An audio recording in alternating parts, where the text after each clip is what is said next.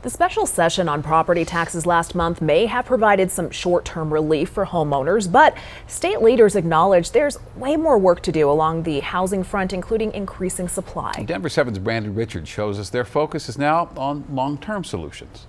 So we are launching the roadmap for Colorado's future today. Governor Jared Polis released his vision of what he'd like the state to do over the next few years to address the housing crisis. The governor says there's not enough affordable housing to meet demand, which is one of the many factors driving up home prices. We need more housing supply across the state, especially the kinds of housing opportunities that have been the hardest to build. The governor's roadmap calls for ending zoning practices that keep multifamily homes like apartments from being built in certain neighborhoods.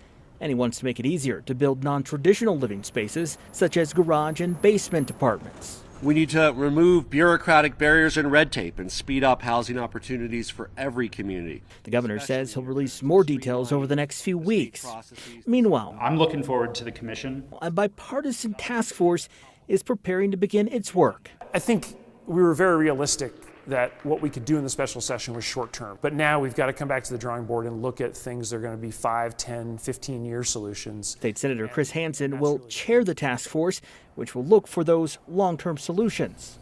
He tells me they'll consider lots of ideas over the next 3 to 4 months. We're going to meet basically weekly, sometimes twice a week in January and February, work hard on looking at fresh ideas and coming forward with recommendations by mid-March. The task force is made up of 19 members and includes state and local leaders as well as experts. I really am heartened by the makeup of this task force and excited to get to work. State Representative Lisa Frizzell is one of the Republican members of the task force. She says she hopes all ideas are considered. Hope that we have a much more bipartisan, truly bipartisan conversation on this task force than we had during last session and during the special session that just passed. And that property tax task force set to have their first meeting December 20th. Reporting at the state capitol, Brandon Richard, Denver 7.